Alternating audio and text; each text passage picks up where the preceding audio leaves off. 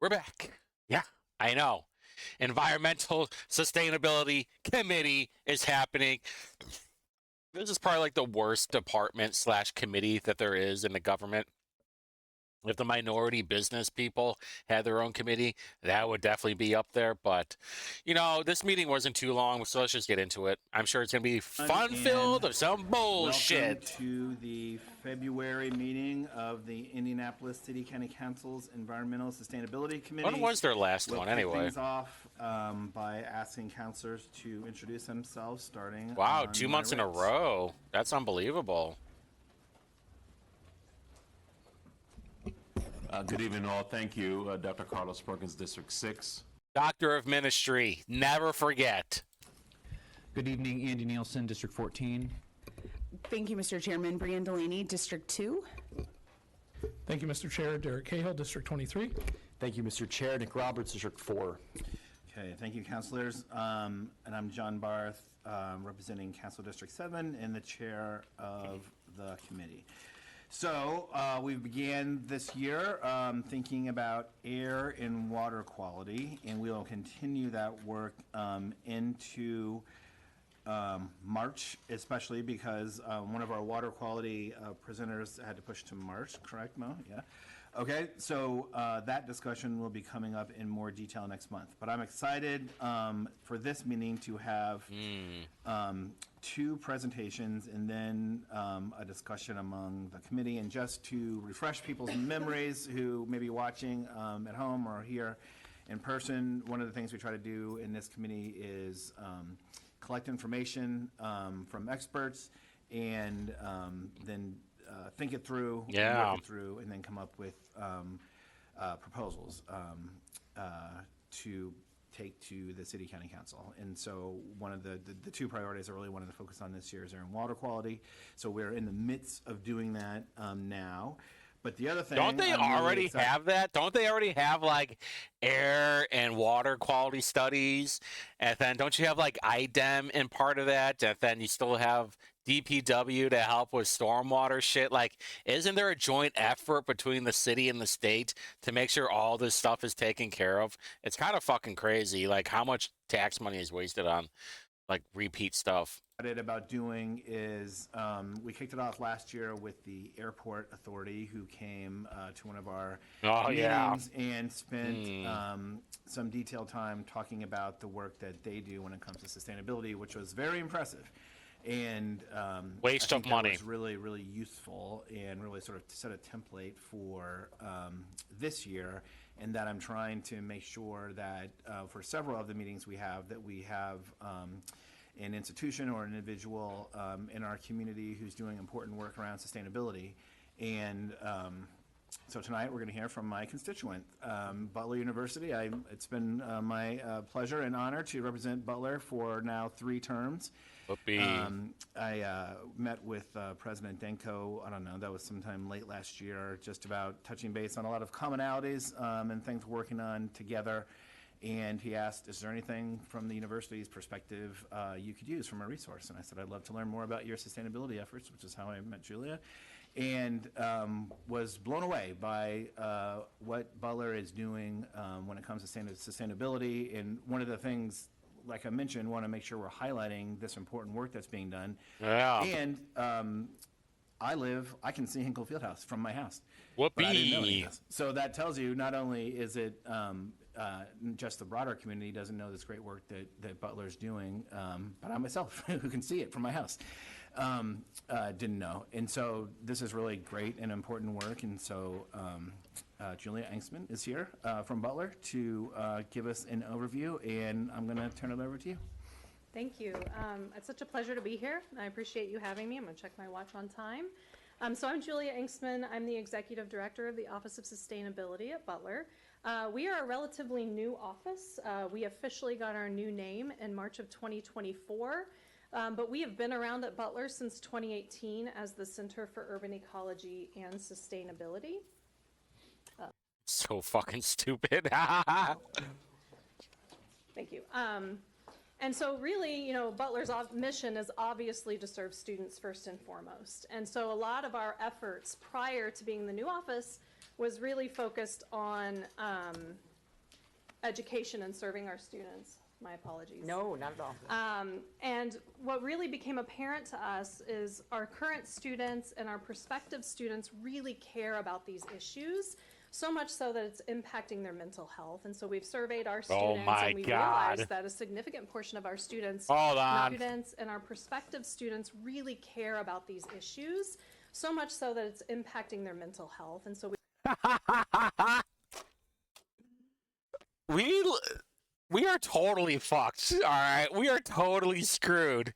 The Zoomers are the softest generation ever. we surveyed our students, and we realized that a significant portion of our students not only feel the effects of anxiety and grief around climate change and the implications of climate change, but they also believe it's going to shorten the length of their lives. And so that really began a larger conversation on campus around what do we need to do not only to educate students, but to show through action how we as a university can start to move the needle forward in our own little Butler bubble. Oh, but wonderful. Also to kind of share what we're doing to the rest of the city and the Midwest region. This is why, like, I'm so convinced that we'll have to have a reset. Like, this is the point where, like, soft times or easy times produce soft people. Like, you imagine waking up and losing your mind about, oh my God, climate change. And then you're just in a fetal position crying about climate change. Like, I fucking hate these people. I can't stand these So we're really people. looking at implementing data-informed sustainability initiatives that are both fiscally responsible, but also promote behavior change amongst our campus community and our surrounding communities, and providing that innovative educational experience that Butler is so well known for. So I'm going to share a little bit today about kind of three main areas, actually four main areas that we're focusing on currently. The first is decarbonizing our built environment on campus. And so President Jim Danko signed a climate action commitment in 2012, committing the university to be carbon neutral by 2050. And we've made some incremental progress on that. In February of last year, we got approval by our Board of Trustees to really focus and really try to put momentum and resources behind this initiative. And so we worked with HEPE Engineering to help us develop a decarbonization master plan for our campus. And so there's four main phases to this, and we're currently in this first phase, which is in the red, and that's strategic energy management. So that's everything. How can we, like, waste taxpayer money? How can we get more grants from the government? How can we make more money so we can waste it? From looking at how our buildings talk to each other and how we can see what our buildings are doing from a computer screen, so making sure they're intelligently connected and we can monitor what's going on in our buildings, making sure that we have motion sensor lighting and LED lighting. So starting with really basic things, but also looking at how we can make our building systems work more effectively together, which is called retro-commissioning, and then doing deep energy retrofits, which means essentially replacing systems like HVAC systems, for example, and really focusing on how can we lower our emissions profile on campus as effective as possible. So we're currently in phase one. Phase two is looking at on-site solar and other renewable resources such as geothermal, and also expanding EV charging on our campus. And so in reality, these two kind of What overlap. college So kid when we has a Tesla or some kind of electric car? see solar grant opportunities come up, of course, we're going to go after those. And so that's kind of the second phase, but oftentimes those are interchanged a bit. The third phase is the thermal transition. So this is looking at how can we electrify our entire university in preparation for a renewable energy transition. And we really have to time this correctly with what the state is doing with the utility grid, right? So we want to make good decisions. If we converted to all electric immediately, it would cost us a lot of money, So right? much So the reality is freaking natural money. gas is And the grid can't even handle it, especially when you talk about all these data centers that are popping up in Indiana. cheap option right now. And so we're trying to strategize. Oh, by the way, and- spoiler alert, the SMR, the small modular reactors, we're still at least 7 to 10 years away, and I'm finding more stuff out right now that explains what is going on with some of this energy stuff. plan appropriately Not for good. when is the right timing for this effort. So that step 3 is probably 10 to 15 years out for us, whereas steps 1 and 2 are immediate to the next 5 to 10 years.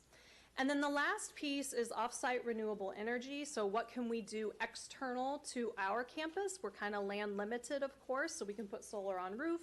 We might have some ground area, but we are also probably going to have to rely on other properties. And so again, looking at how the laws shift over time and when we can maximize that. We have a goal to do this the right way and not just purchase offsets. And so offsets, our goal is to be 10% or less of our total energy usage. And so we really want to invest in our campus, put resiliency into our campus, and set Butler up for success long term. So that's one of our biggest goals that we have, and it's a relatively new goal. And so we're navigating the federal funding environment, the state funding environment, and also looking at innovative ways to fund this work as well. It's not going to be funded completely through grants. A second aspect of what we're doing that's Or probably spoiler the more alert, visible hey, yeah, well, spoiler alert, that's the only way that it can happen. aspect is we've been rewilding our grounds over time. And so we have about 50 acres of forest on campus. We have a 1 acre agroecology Holcomb farm, Gardens, so there's a thing called Holcomb Gardens. this is food production that's Is that a done real in the thing? most sustainable way that we can accommodate. We sell all of that food to our campus dining. We have a 4 acre research prairie, and we have a series of bioswales and rain gardens that help to manage runoff from our impervious surfaces. So the one that's in this image actually drains the lot of Hinkle Fieldhouse. And so we've been working a lot on this over time. We have some U-pick beds that our faculty and residents run as well. And so we have a history of doing kind of little piecemeal rewilding our grounds, but we really started focusing in on that over the last 2 years with the help of Bethany Danko and the President's Office. And so we have a 10-year goal of rewilding at least 23 acres of our campus. And you can see I have some of the impacts, environmental impacts, but also fiscal impacts to our university. So we've started first looking at little areas that are hard to get mowers in, that our grounds team hate mowing, and we're saying, let's just stop mowing them. Let's turn them into no-mow zones. And you can see we're putting signage in there so that people don't interpret that as we just don't care. We're not tending our grounds, but this is intentional. So we're also embedding education throughout this. We planted a prairie behind our sciences building. We just completed a sciences renovation and expansion, and there was an opportunity there. Instead of covering it with turf grass, we said, let's put in a prairie. So we have a functioning prairie back behind that building. And we also have these other pocket plantings throughout campus. The bottom picture there is in one of our dorms. We have 2 courtyards in our dorms. Probably one of the most high-profile things that we did was last fall, we replanted historic Holcomb Gardens in native species. And so the Holcomb Gardens has been open to the public since the 1950s. And it used to be planted with ornamental plants, flowering plants, not necessarily natives. During the pandemic, for a variety of reasons, those were covered over with turf grass. And so we had some generous funding from the Lilly Endowment and some individual funding, and also the Indianapolis Garden Club to help us fund replanting of those beds in native species. And so the Indiana Native Plant Society created the designs for this. And then we had a huge volunteer event with 400 volunteers that came out and helped us plant over, well, nearly 4,000 plants in one day. And so it was a huge educational opportunity. It was a way to get the community involved. And a lot of these initiatives are pretty low-cost initiatives with a big impact for us. So we have 2 more beds that we're going to be installing either this spring or fall, and that will kind of complete the wraparound where the original flower beds used to be. And that space will continue to be an educational space to talk to community about what are the benefits of planting natives for pollinators, for water quality, for savings on mowing and chemical reductions. But our ultimate goal is to really change people's perspectives on what a college campus or a formal garden could look like. Another aspect of what we're doing on campus is looking currently at how we're managing our waste. And so this past semester, we worked with students to do a waste audit. So we went through and counted every single trash receptacle on campus and noted its location. We noted discrepancies in signage and really created about 60 recommendations for our campus on how we can improve our waste auditing, or excuse me, our waste minimization and diversion, the majority of these recommendations are low cost to no cost at all. So a lot of it's staff training, student education, making sure that our processes and procedures are running adequately. And so this is kind of the pyramid of waste priority, right? So the first is minimizing, so not even using products in the first place. So we're working with our purchasing department, our dining services to highlight compostable or reusable items primarily, and that's a heavy lift. We're also reusing items, so we started a campus thrift store that's student-led, and we're reusing items when we can, recycling office items. We're currently composting back of house in our cafeteria, and we're evaluating doing campus-wide composting. So hopefully we can create a commercial route for the city as well in that process. The next step is recycling, and then following, our trash is incinerated. So our goal is to be zero waste. And recycling, people often think that that is the best thing to do, and recycling is actually just one step up from trash. So there's all these other things that are higher priority when we talk about waste minimization and diversion. Yeah, how about it? I like the big one. Yeah. It is a good idea not to have a lot of trash. Like, don't stop wasting shit and then reusing it. I'm not gonna reuse my toilet paper, but I see what you're going on, what you're thinking here. And do we really think like people are composting anymore? You think they're saving their poop and they're gonna put it in their garden maybe? I doubt it. And incinerate. Hey, incinerate is not that bad of a deal. Not that bad of a deal. Not that bad of an idea, especially when in Indianapolis, when you're burning the trash, it's actually powering generators. So, what the shit? We're also putting in analytics, so we're putting in these AI sensors in all of our dumpsters so we can track our weights and we can track how often our waste is being dumped, so we can identify inefficiency. So if we have a dumpster that's being dumped and it's only a quarter full, we can change our scheduling and there's energy savings for the university. So this isn't just about the environment, it's also about fiscally saving money for the institution. And all of this is done with the undercurrent of engaging students. So this semester we have 12 interns, and so our interns work on everything from waste audits, or we had a student count every single light bulb and every single fixture on our campus about a year ago. That was Emily there in the top left, and she stayed with us. So we have, I know it's surprising, but she's an energy engineer, so she's getting those experiences, and she's been with us so long, she's essentially a staff person at this point. She's telling us what to do.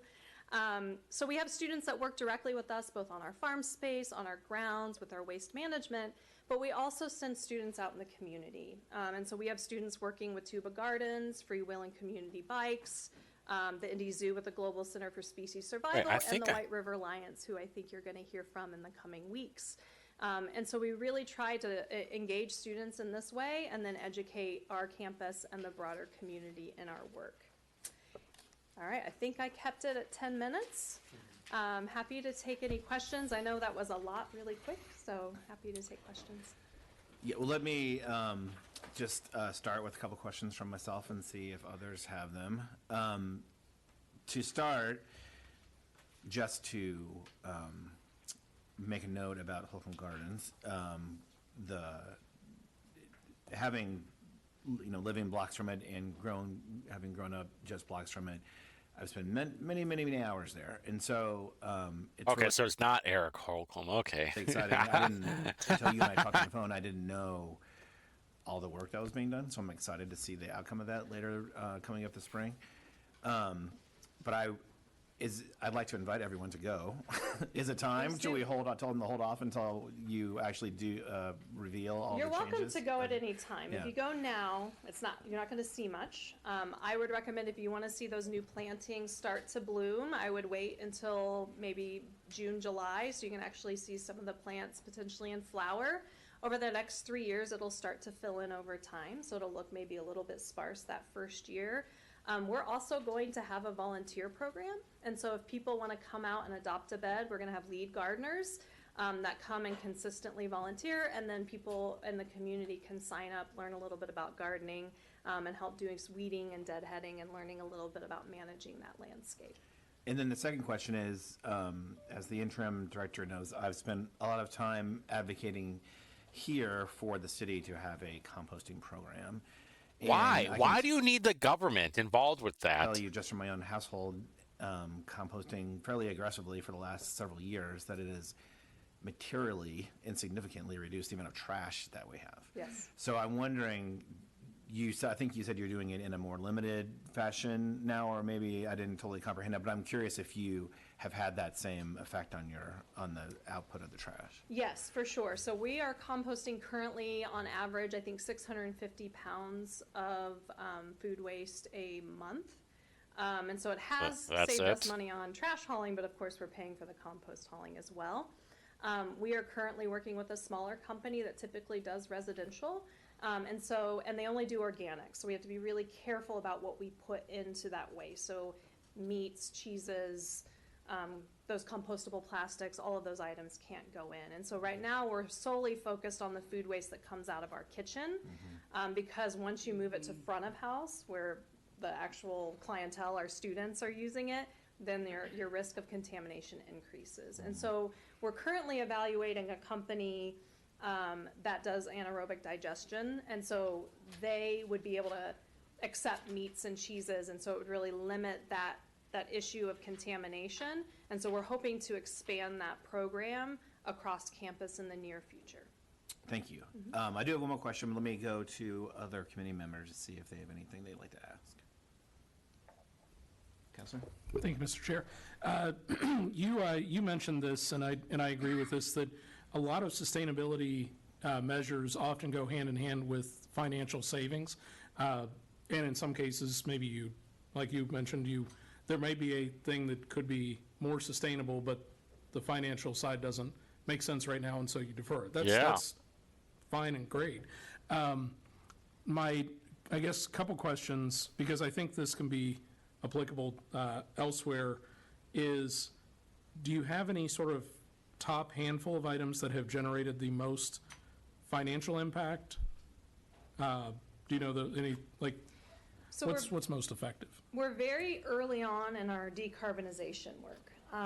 That was just, again, approved last spring in February. Already, So- just a year, but we- very early, but it's been over a year now. We've already, so that LED analysis, we didn't know where we stood with it. We knew we had done some LED conversion. How much money have you spent on And so this we whole thing? started doing some conversion to LEDs, and really the return on investment often is a handful of years, right? And so there's always going to be an upfront investment, but with the energy savings, the staff time in switching out light bulbs, and the cost of replacing light bulbs, the return on investment is pretty quick. So I don't have specific numbers for you today. But we'll likely see the same thing as we're looking at our waste hauling, right? And as we're making that more efficient, and as we're focusing more on diverting waste. For example, move-out waste, we're setting up a move-out donation program. And so what we would normally pay for these large dumpsters to come in on campus and remove that waste, we're diverting that waste to our thrift store or to local thrift stores in Indianapolis. We worked with Thrifty Threads last year to do a small donation program, and so as we ramp those up, we're going to see cost savings.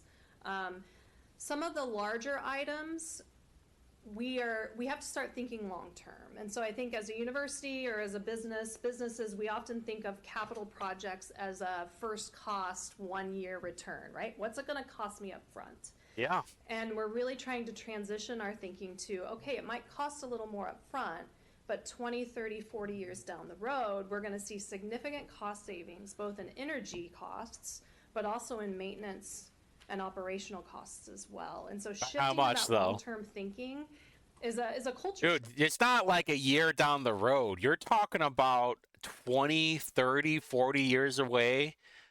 Shut the fuck up, okay? You lunatic. shift, both for us and I think others that are doing this work.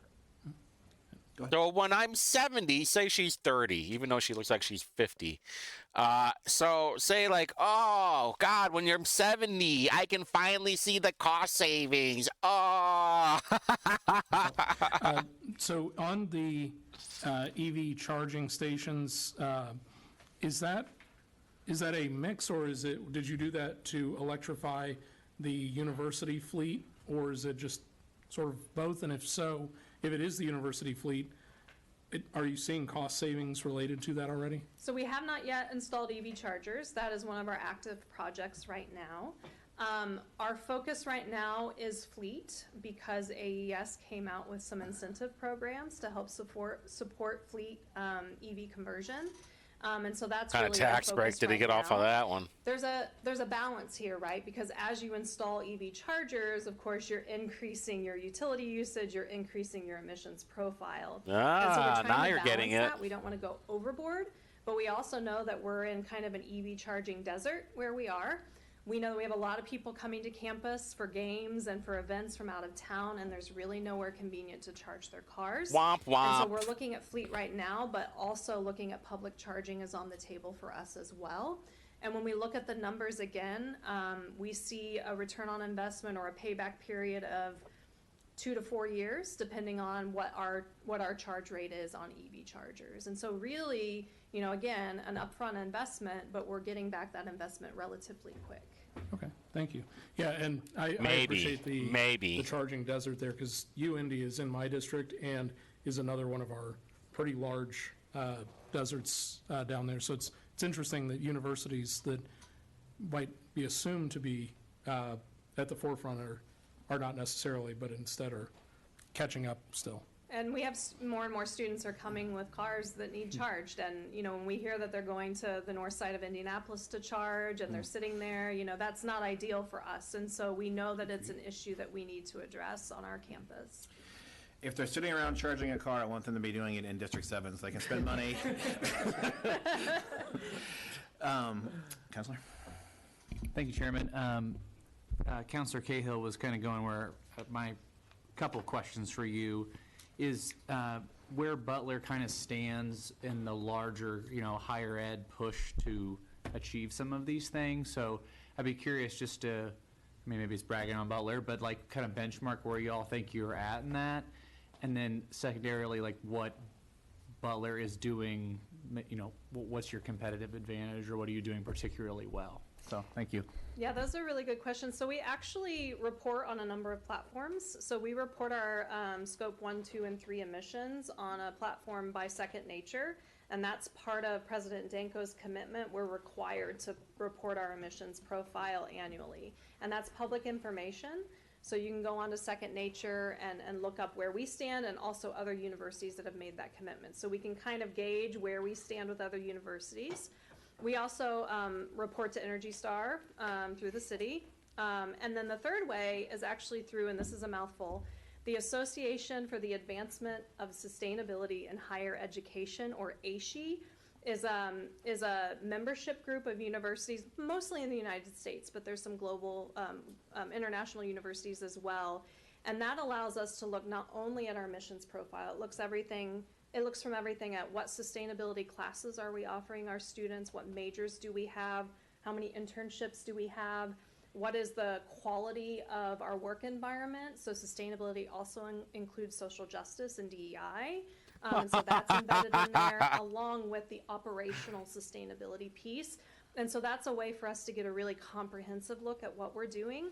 And really any university that's serious about sustainability reports through ASHE. It's a huge endeavor. We do it every 2 to 3 years. And so again, we can look at where we rank, and they give you a bronze, silver, gold, This chick or is a platinum. lunatic. And so I would say with Midwestern universities, we're generally on par. Oh, if McReynolds. on par or maybe a little below. We're ranked silver right now. But when we look at our peer and aspirant institutions, we are trailing, and that is something that we take seriously, right? Because it's a recruitment tool for this generation of students that are coming, and they're saying, this is important to us. We want to see action in this area. And so we're really thinking about how does this impact our enrollment? How does this impact our reputation as a university? And how does this impact future generations and our broader community? Anyone else? Okay, so I have one question to close with, and you just kind of hit on it. And at this moment, it's the exact right moment to be asking you this because I have a recent college graduate and a current college student, And so I do know that that is you mentioned two things. One, that students and families are looking at a commitment to sustainability as part of their decision-making process. But also, you mentioned that there's anxiety among this generation coming in, dealing with the complexities of climate change. And so I'm just wondering how is that involved in student life and the recruitment process? Like, how do you blend that in to reflect that, the values that you're now sort of putting forward and the actions you're now putting forward, so students understand what's happening? That's a really great question. So there's a couple ways, and we're constantly improving. The first is there's an orientation online that students have to complete prior to coming to campus. And so sustainability is a unit in that.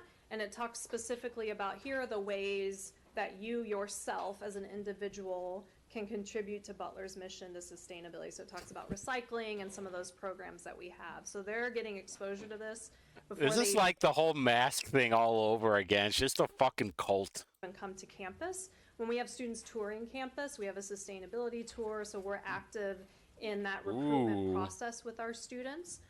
I'm working with a few faculty members to develop a sustainability curriculum. It won't be a major. It's essentially an asynchronous course that all students would take. Now, it still needs to be vetted through our faculty. We can't just unilaterally say all students have to take this course, but it's been developed and we're piloting it this spring. And so we're hoping that we also have all of our first-year students are taking a course to understand the basics of what is sustainability, what is climate change, what are greenhouse gas emissions, but also embedding in that Don't fart anymore.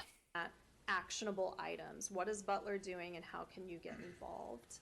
And then I would say the third way is our internship program, but we're also doing a lot co-curricularly. So we're having, we have Earth Month and Sustainability Month. We have lots of events happening that students can get involved in. Students were involved in the Holcomb Gardens planting. We have an active SGA group, that's a student government group that's engaged in sustainability, so we collaborate with them a lot. And then we help mentor student clubs that are focused on the environmental aspects. And then some of my staff, and I used to, no longer with my new position, but we also teach in the environmental studies program as well. And so every step of the way, we're thinking, how do we engage students in these processes so that they feel like they have agency in being a part of the solution? Great. Well, thank you. Thank you for coming tonight. We have one more. One quick question Yep, go on ahead. that. How many students does Butler have currently enrolled? Well, I don't have an exact number. Just I generally? think it's a little over 5,500 when we're looking at undergraduates. It's I think like 4,700, and so we're growing. Our graduate programs are growing. We also have a new college, the Founders College, that we're really excited about. That's a 2-year associate's degree. Oh, yeah, for that's students right. that are Pell eligible, and so they can get an associate's degree essentially for free from Butler, and then they can continue on to It's get a not Butler, free. It's through the taxpayers. All right, just knock it off with that stuff. four-year Butler degree for a lower cost if they choose to continue. And so our programs are growing and diversifying. Butler's really made strategic efforts to really make Butler more accessible for everyone. It's part of our founding mission. Thank you. Yeah. And no, Butler is doing a ton, and something that happened this weekend I was excited about just because of my proximity to Hinkle. Whenever there's a men's basketball game, we get a lot of people parking on our street, which is great. It's exciting. I just have to plan for it. But for the first time ever, this weekend, we had almost the same level of men's parking for a women's game. That's never happened before. And so I was like, what is happening here? Because I checked the men's schedule to see what happens, but to see that many people attend No one for a cares. women's, collegiate basketball game was super exciting. So Yeah. that's great news. But again, thank you for your leadership. Thanks for all you're doing there. I know that the First Lady, Bethany Denko, is doing a lot on this too, so we appreciate her. We really appreciate you coming. Thank you. She's been a huge supporter. So thank you for having me today.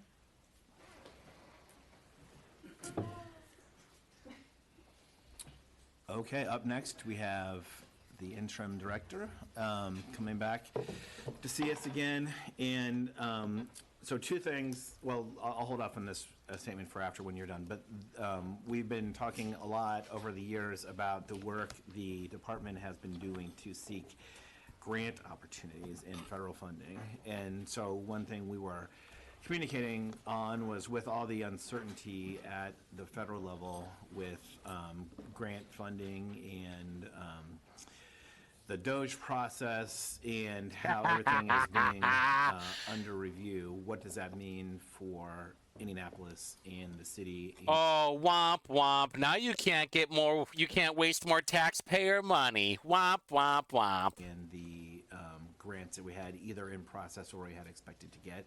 So I thank the interim director for giving us an update on that. Thank you, and thank you for allowing us the opportunity to present to this committee yet again. If you don't remember, I'm Mo McReynolds. I'm the interim director in the Office of Sustainability. As always, we have our team here. Lindsay, who just stepped out, our community engagement director, Michael Milner, and introducing, if you have not met, DPW's new director, Todd Wilson. Thank you for being here, Director.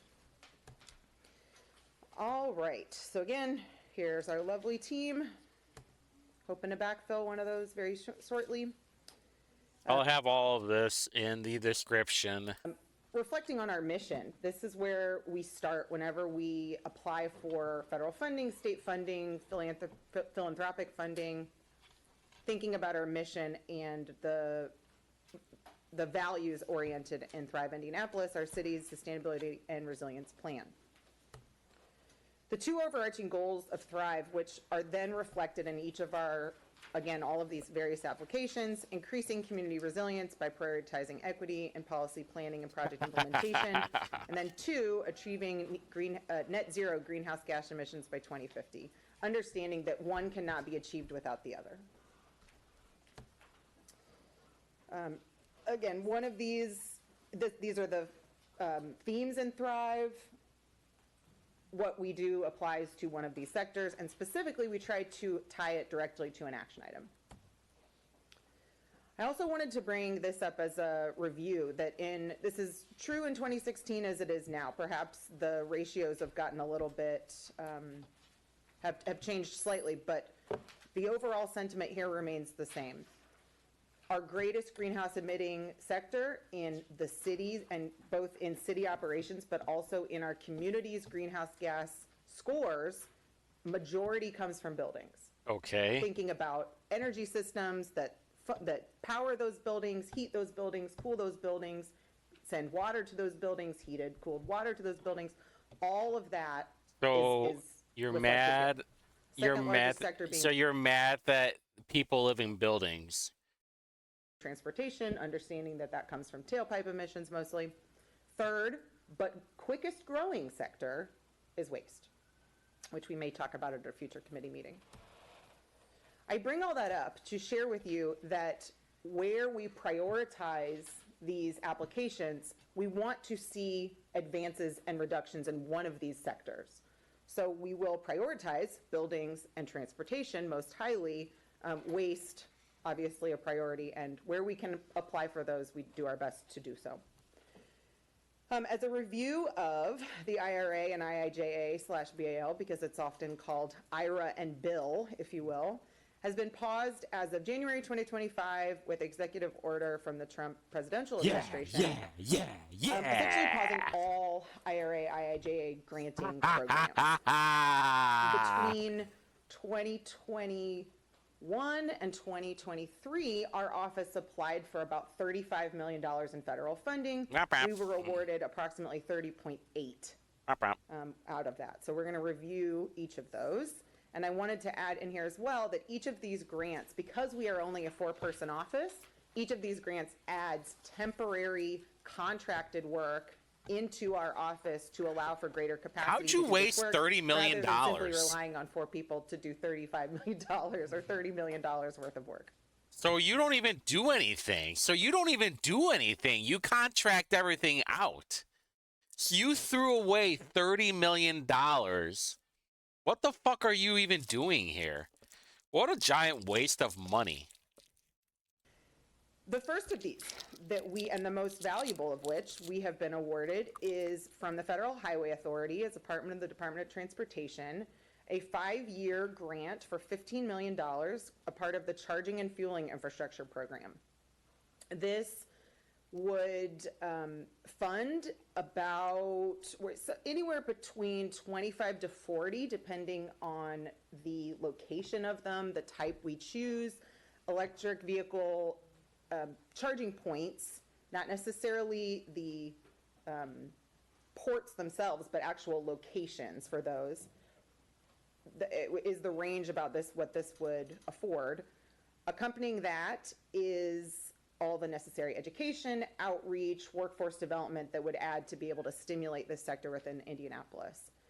There is a required 20% match as a part of the Federal Highway Authority's NOFO, their Notice of Funding Opportunity, that is attempted to be reflected within the EV installer market, meaning that the recipient agencies wouldn't necessarily be required to provide that 20% match. However, for some of our fellow awardees, that's what they've chosen to do. We chose to have organizations supply us with letters of support that are EV charging companies that said we will be interested in applying for this if it comes up for procurement, and we would supply a 20% match. This could be either I didn't include DC here, but either level 2 NEVI compliant EV stations is the minimum, but we may go to DC fast. The partnerships that we identified in our application are threefold: one with Indy Parks and Rec in public property, and then Indianapolis Public Libraries, and then a really innovative partnership with the NAACP of Indianapolis. And then, as I said, a portion of these funds is dedicated to workforce development. I could blow through all of these that I'm going to tell you, or I could stop after each one and we could have discussions. Which would you prefer? Rush through it. Each of them are so segmented. I wouldn't expect you to keep a track of them all. Go ahead and stop after each one. Okay. Yeah. So We'll stop there. So questions about this one? Tell Carlos? us a little bit about the innovative partnership with NAACP. So some of this, I will say this entire presentation has an asterisk over it as to what the Biden administration's priorities were from the Federal Highway and USDOT, and now what the current administration's priorities will be.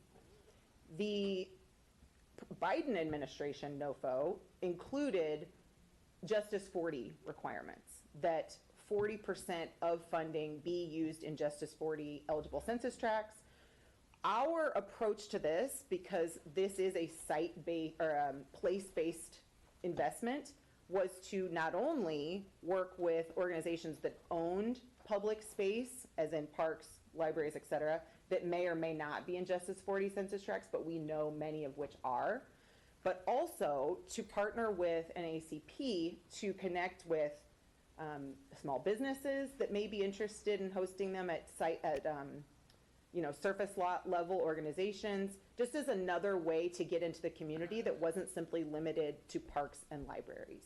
So that could be houses of worship, that could be community centers, just trying to understand that it was a pathway that we weren't otherwise addressing with parks and libraries. So how's the worship were covered under this? It could be. Microphone. The requirements in NEVI standard have to be publicly available, not behind a paywall, meaning it can't be a paid parking lot that then you have to charge additional, or you would be charged additionally to charge. Just has to be a publicly available surface lot, or garage potentially, but most likely surface lot. We ideally don't want to work at the curb. It's possible that we may, but we understand that those endeavors have been problematic in the public space, and so we want to be very cautious about working at the curb, and so we've prioritized partners that own and occupy surface level lots. Proceed. I just want to take it one step bigger, not specifically to the charging grant, but so the federal money, it's paused is what the slide says, but I don't understand, I guess, as somebody who doesn't deal with federal funding and everything that's going on, if you could explain what that really means to these programs and this money. What the fuck do you not understand? That means you're not getting any money, motherfucker. I can't believe how much I have to curse right now just because you guys are so damn stupid. What does that mean that the government grants are frozen? I don't get it. That means we get no more money? Really? Dude, Matt Hills would have been such a better counselor than you. Holy crap. Like, if we were awarded 30.8 million, that's a lot of money.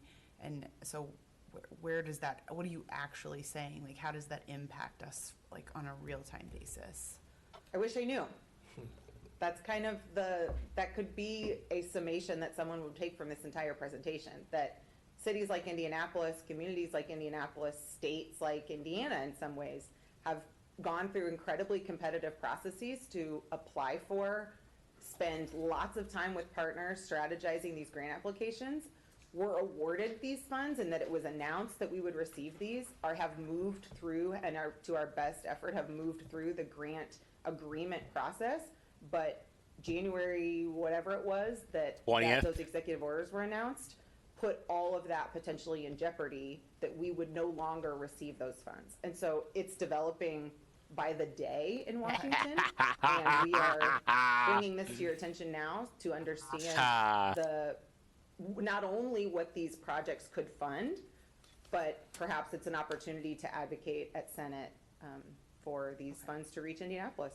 All right, thank you. That helps a lot more. Just give me the reality of the scope of where we're at. So thank you. Well, on that point, like this one, for example, which is very concrete and easy to understand, where were we in the process of proceeding with the grant? We had the grant award, but we hadn't received any of the actual funds to proceed with this yet, or we had received partial? Where are we in that? The status of all of these is that we were working through grant agreement process. Okay. But did not have finalized grant agreements in any of them. Okay. Where we are either a primary or where we are a subrecipient. On this, we are the primary, and it is our most valuable grant, a winning grant application so far. Okay, so we literally have millions of dollars in an ambiguous state right now while we wait for clarity from the federal government. Correct. Is that correct? Okay. And various agencies are finding various progress.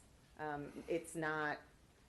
Your it's glasses not are crap. consistent across agency. Okay, thank you. And we're going to talk about three different agencies this evening. Yeah, and this is DOT. Yes. Okay. Just to clarify on Councilor Delaney's question, I guess, with some of the federal grants that we receive, we incur the expense and then we're reimbursed. But with these, It's true with all of them. so have we incurred expense for which we anticipated being reimbursed and we may or may not now? We have not incurred any expenses yet because essentially we were waiting for the contract. Like, the grant agreement is the legal contract between the federal government and our office or the city's behalf to do certain work for certain reimbursable funds over a certain amount of time.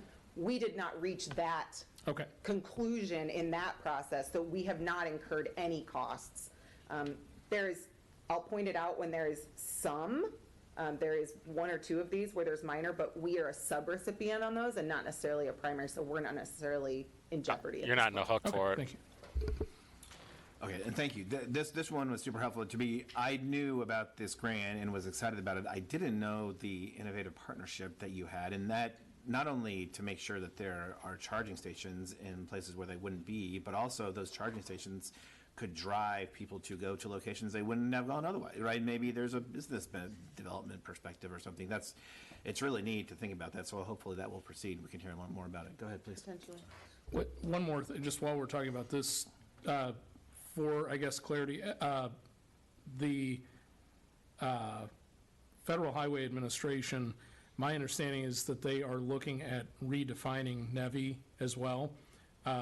And I think there's a lack of clarity, but I guess I would offer that I suspect one of the things that they are talking about is that the NEVI standard mandated the J1772 and CCS1 ports, and almost immediately after that announcement, after NEVI was standardized, almost every manufacturer standardized on the NACS charging port. So some of this there may be something nebulous, there may be something as simple as saying, hey, before we go building all these, given that in the next year, everyone's going to start using a different charging port standard going hopefully forever forward, it may be as simple as saying, put the charging port for the future on, not the one for the past. Yeah, I agree with you. I think there may be some specific hardware infrastructure revisions to NEVI. It sounds to me there's also some programmatic potential revisions.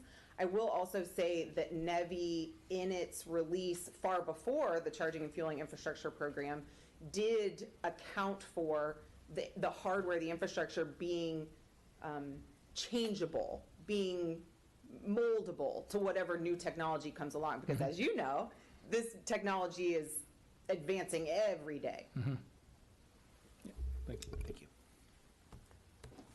All right, one of our second most valuable here is Solar for All, and Solar for All comes from the EPA, the Environmental Protection Agency, and in $2.8 million, again over 5 years, our office on behalf of the city was awarded a sub-recipient we're part of 2 coalitions in Solar for All. So this is part 1, you're gonna see part 2. Part 1 here is with a statewide organization where the primary applicant was Indiana Community Action Association, otherwise known as INCA. The name of this coalition has been dubbed Solar Opportunities Indiana, or SOI as we call it. So this is an organization, a coalition of folks throughout the state who applied for an overall grant from Solar for All. We are a portion of that grant. Our objective within this 2.8 I checked. I'm going to show you something real quick because I already went. The PDF is already there. I'm going to show you something. Here's the Butler thing.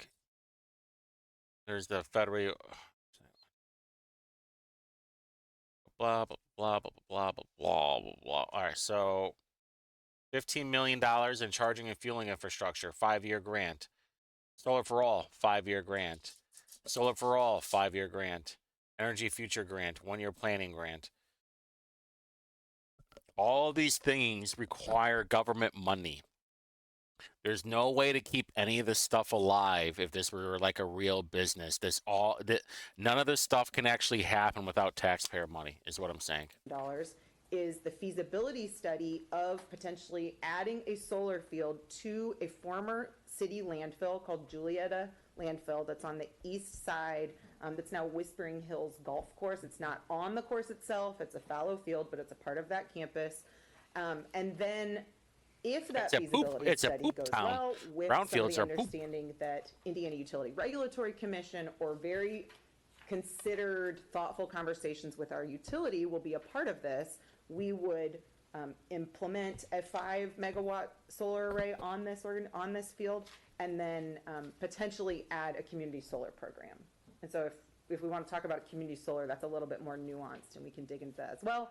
Understanding first that the feasibility study and all the necessary compliance would need to be done on this former landfill before we would move on with the bright field, as they call it, from brownfield to bright field.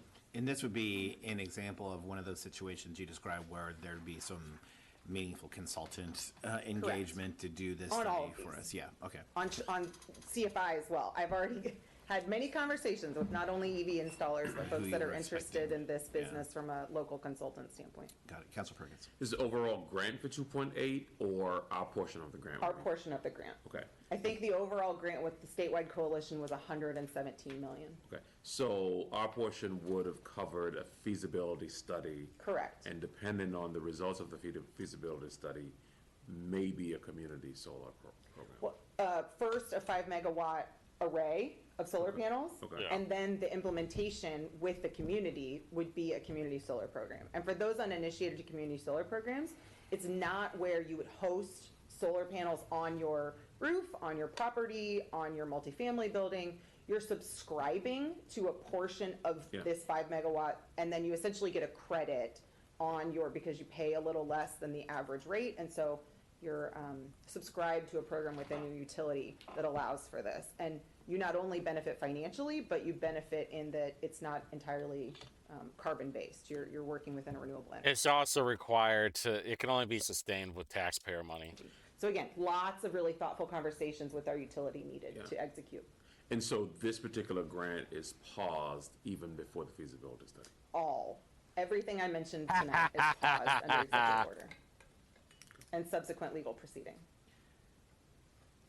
And you were at the same state where you were in the process of finalizing the agreement, essentially. This is kind of crazy. I just did a little chat GPT on how big this 5 megawatt solar farm is. It requires like 25 to 35 acres. If using high efficiency panels, 20 to 25 acres. So figure anywhere from 20 to 35 acres.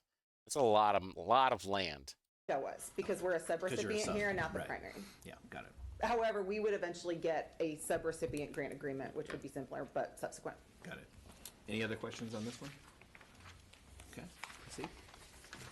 Moving on to Solar for All 2.0, which is valued at $11.1 million that would come into Indianapolis, again with the EPA, again over 5 years. This coalition is called the Industrial Heartland Coalition, and the primary here, is a green bank located in Cleveland, Ohio. Green banks are exactly what they sound, financing organizations that work on renewable energy, energy upgrades to buildings, transportation, etc. The local lead is the Indianapolis Foundation, which is the sister organization of CICF. So local foundation work was valuable to this application, etc. So across this coalition, I believe the number still stands at 7 states and 16 cities. So 16 cities across 7 states that are a part of this industrial heartland. So we were thinking of all the cities that have been, former coal communities and all of that. How can you evolve some of this? And so that's where this coalition came in, started in Cleveland. The objective here, again over 5 years, is the solar installations at single and multi-family households of approximately 1,000 Indianapolis households. Our other partners here in this coalition from a local level, aside from the Indianapolis Foundation, is Solar United Neighbors, otherwise known as SUN, and the Indiana Energy Independence Fund, otherwise known as IEIF, which is a foundation, a local green bank in Indianapolis that now serves the state that our office was involved with helping found. So imagine thinking of connecting 1,000 single and multifamily households to solar and the energy burden that would release from many of these households. Central Indiana. Okay, well, you still have to build it. You still have to have the concrete truck come out there, build the platform so they can mount it. You still have all that diesel being used. How about all the energy that it takes to build the solar panels, too? I mean, just the low IQ people that are in government is unbelievable. Is particularly high in energy burden, meaning the portion of your average household income that's dedicated to utilities. Questions on this one? Okay, we can proceed. All right, in one of our smaller grants, however, it's still $500,000, so it's nothing to sneeze at, is the Energy Future Grant. And this is a part of the Department of Energy. This is a 1-year planning grant, or about a 1.5 year planning grant, where we applied under the name to form the Indiana Building Innovation Hub. And I'll really credit my predecessor, Morgan Mickelson, and another staff member in our office, Madison Byerly, for putting this together. The two of them really got it done. The objective here would be to connect 7 Indiana cities, some of which are entirely bought in, some of which we're still prospecting on. This changes all the time. Folks have started to identify themselves with the announcement of this, of being interested in this work, so this continues to evolve. That number of cities could change. With nationwide best practices for buildings, energy efficiency buildings, policies and programs. So to say, something like Thriving Buildings, which is our city's ordinance-backed energy benchmark transparency program, where Julia, who was here from Butler, talks about reporting their energy to the city through Energy Star. So buildings over 50,000 square feet are required by ordinance to benchmark their utility usage, essentially measure it aside from what they do on just paying their bills every month, and then report that information through Energy Star. If you've ever bought a appliance of some sort, you probably have an Energy Star rating. There's a very similar program, free software through the EPA that we use to report this information. Michael is the program manager of this program and is doing an excellent job. And so something like that, exposing them at a one-on-one conversation over a year and a half approximately to talk about programs like this, to talk about other buildings programs where cities across the state could move the needle in their building space. Again, because most, as you saw from the previous slide on that big building, that is true of just about every Fortune 500 company, state, community, et cetera. That building space is going to be highest greenhouse gas emissions sector. Right. And, okay, and I know I'm going to keep repeating myself, but just to level set, consistent with the rest of these, this was in the negotiation process of getting to the final grant agreement to get this one-year planning process underway, correct? Correct, and we are the primary here. Okay, we're the primary. We would operate this with a consultant. We also have the Environmental Resilience Institute, the organization out of IU Bloomington and IU Indy that are sort of a policy shop and mover throughout the state as tied in to help us convene these cities and these local governments. You know, the thing I hadn't completely absorbed in thinking about these grants being on hold was, you know, my top line concern was just the importance of all these grants, but I hadn't thought through the cascading effect of other people and entities that were counting on and waiting for this funds and this work. That's So right. it's dispiriting to see that, but I know we're still hoping for the best. Anyone in comments? Too bad. If I may, I would say that while Seeing as like how it's fucking crazy to me. This just blows my mind. Hey, we are like in a massive amount of debt in the country. Well, man, I just really want to waste more taxpayer money. I mean, John Barth is just a complete fool. This whole our committee is just a sustainability giant and waste of resilience time and space money. Is thoughtful and ambitious about much of this work. We are exactly that, sustainable and resilient, in that things change very frequently in this space, and we are always pivoting. I have the highest of hopes that all of this is seen through and that we can execute these over the last 5 years. And to your point, I don't think the sky will fall in terms of those that we're counting on some of this work, that we will find ways to pivot and move forward. Yeah, and thank you for your positive attitude. That's my job. That's why you're so good at your job. Okay, you can proceed. Moving forward. Last but certainly not least, I think, is the Energy Efficiency and Conservation Block Grant, otherwise known as EECBG. This is a form of CDBG, which is the Community Development Block Grant, but it's specifically aimed at energy efficiency and What conservation. another scam. So this is a Department of Energy grant. Again, it's formula funding, meaning it was per capita assigned to our city. However, we had to put forth an application to justify that formula funding coming to us. So we are going to use that. Again, this is all paused.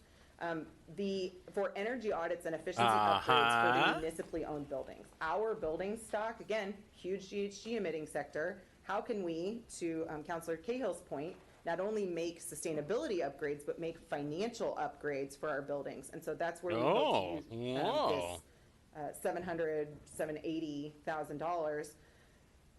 Another opportunity would be to try out a version of this for the city with a temporary staff position that would be known as an energy manager to think through what this looks like potentially from a long-term standpoint for our city and how we may be able to see the return on our investment here.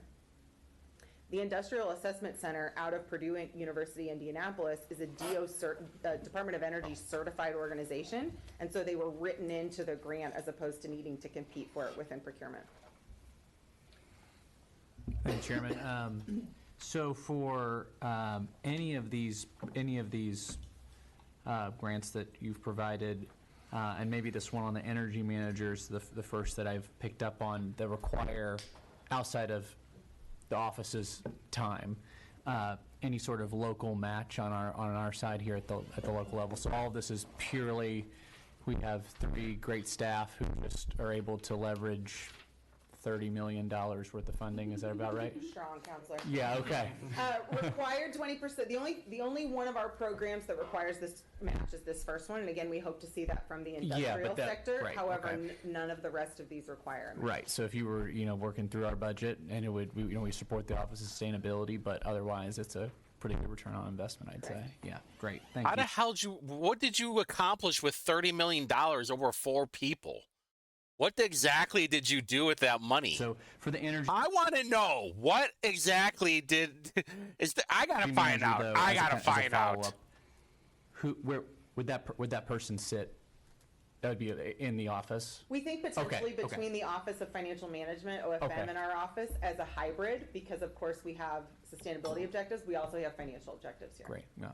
And just, Mr. Chairman, I head out in a few minutes, so I just want to say thank you for being here tonight, and appreciate the positivity. And just as a comment, because I do have to head out, I'm also hopeful that cooler heads prevail out in D.C., and we can see that Shut up. the impact of these programs is not nebulous. We do know what the impact is, and as we are kind of looking to the future of our city, we will be impacted by what happens out there. So keep doing what you're doing. Thank you very much. Shut up, trust fund Thank baby. you, Counselor. Okay, I think you had one more slide. Yes. So this is sort of a caveat to all of this, that we are currently doing this or have already achieved it. This is the only one out of all of this. So the last time that EECBG formula funding came to Indianapolis, or came to any organization through the Department of Energy, was during the American What is it, during Recovery and DPW? Revitalization Act, which was the Obama era program, ARA as it was known, the ARA era. Our office received funding at that time to do programs that had been held within INHP. They're a excellent partner as always. Some of that just stalled in terms of its implementation, which we understand we were a little bit ahead of the times in terms of the market. So we're going to repurpose some of those funds with INHP for some energy efficiency upgrades on some of their organizations, which again is already happening. And then for another portion of these repurposing funds, which we had to check all the boxes in terms of compliance with the DOE, which we have done so, we will soon be planning to capitalize, the Green Bank we talked about earlier, this Indiana Energy Independence Fund, so that they can move forward in lending efforts to commercial, nonprofit, and residential sectors for energy efficiency and clean energy upgrades throughout the city. Excellent. Questions? And that's all. Okay, well, thank Don't you. forget to like, follow, and subscribe. I like, follow, and subscribe all those. Thank you for all that information. That was super helpful to understand sort of the impact of changes at the federal level and how that affects us here. I will second Councilor Nielsen's comments. Thank you for focusing on this in your positive attitude. I also feel good. Things will get in the right place at the right time, but there's going to be a ambiguity. We have to have a high tolerance for ambiguity at this moment. I agree. Okay, so thank you. And so the last topic we have is we started off talking about air quality. Tonight we were going to have presentation on water quality, which is a 2.0 from when we had last year. That will now take place next month. And I did schedule the discussion portion to, assuming we would have all that information. So we don't have all that information, so it might not be time to put ideas on the table for actions we can take based on the information we received yet, because we're not quite there yet. But I did want to respect Councilor Perkins' request last time that we have some time scheduled to discuss this. And I have, from our first piece of information received last month, I have some ideas. One very positive on what actions we could take based on that information. But before I talk about that, I want to open it up and see if anyone is ready to discuss or have any ideas of actions that they'd like to take based on air and water quality or anything else we've learned about. Anything? I'll just make a quick comment here. Thank you, Mr. Chair. As somebody who represents Geist Reservoir, which is, I think the biggest waterway in all of central Indiana, I think it's imperative that we partner with citizens too. A lot of people incorrectly assume that the city or the state manages our waterways in terms of, well, the state does, but a lot of our private waterways are not managed even by the city. And have we had any partnership with citizens to talk about that sort of thing? Yes, I actually spoke to the government relations lead for Citizens as a constituent, and I spoke to her when we were planning this out. Specifically, I was interested in learning more about the LEAP district and how it could potentially affect Indianapolis, which apparently, according to that discussion, was minimally. But I think that's all still developing. Yeah, we don't know shit. We have one of our friends from the IBJ in here, and if anybody read the IBJ story that just came out about the LEAP district, you'll know it's complicated with a lot of moving pieces right now, a lot of unknowns. So I think that's something we still need to keep our eyes on. A lot of But yes, corruption. that was specific to that issue. So I'm very open to having them come back. I think they do important work, and having them talk about water quality would be valuable. Yeah, and I assume you were talking about Miss O'Connor, who I've gotten to work with a little bit too. And I just think it's important to really emphasize that point. As a city, as we all know, a lot of states and cities manage their waterways. We do not, which is, I guess, a blessing and a curse in some ways. Budgetarily, it might be helpful, but I wish we had more of a direct impact, be able to improve our waterways. I hear about it all the time on the reservoir. I mean, the water's not the same quality it was 30 years ago, but there's a conservancy district now. It's starting to improve. We're still dependent upon citizens to really implement that change. And I know for obviously the White River and Eagle Creek and other waterways we have too, we don't have maybe as much control as we would like, but that's a conversation that we can have in terms of just the quality of those. Why don't you and I collaborate on reaching out to citizens and talk about having that discussion? No one gives a shit. Anyone else? Oh, please, Councilor. I will just ditto what Nick said. I've sat on the Citizens Energy Stakeholder Group for probably 15 years now and have heard countless presentations on like the sewer process and how the water that goes back into the White River's water quality, the reservoir water qualities, and what they're doing for that. And so they have their own, I'll call it like ecosystem, kind of like the airport. And so it's just so you just start listening, and it's like you could just get lost in all the things that they're doing, and are a really great resource. I also think it's important, that the city of Indianapolis used to manage our own water, and we don't now, and that's what Citizen does. So I think that's also an educational point for our constituents, and just explaining the services and how they're split up. And I still don't understand the stormwater distribution within the city, but things like that I think are also just important Jeez, from an this educational chick is a buffoon. You guys, Democrats are something else, man. You guys just vote for the worst people. Yeah, and that's a great point, Councilor Delaney. I am forever navigating who the right person to contact is when there are sewer issues in my district, depending on various factors at Citizens or the city or some combination of the two, and that can be very frustrating for constituents. So having a resource we could point to, I think, would be helpful. Well, to wrap things up, my thinking is I was really impressed by the collaboration between IDEM and the city on the No Zone Action Days and the education Who around cares? that. So I'd like I don't care. I'm going to be running my if there's a no zone day, guess what Papa's doing? I'm mowing my grass bring more attention to with that. my So this isn't smoky a lawnmower. Substantive proposal, but more of a special resolution we could do at some point going into the summer when we're going to have more and more no zone action days to help not only to positive collaboration that happens between government units, but also something that's meaningful and an outcome that citizens can use. I would like to take advantage of that collaboration that I didn't know about and really point to it and celebrate it for the folks in Indianapolis to understand sort of the background behind that. So that would be something I would propose to do sometime later towards the summer before the travel and the vacation season starts. Okay. Well, with that, I think we can wrap up this meeting of the Sustainability Commission. So who wants to give me a motion to order? Second. All in favor? Aye. We're adjourned. Thank you. Let's not officially hit the gavel. Well, that was just fun. I'm going to try and find out where that $30 million went. That's what I want to know the most. It doesn't make any sense at all. Maybe I'll go back and watch the video. But if I find anything, obviously, I will let you know. So until next time.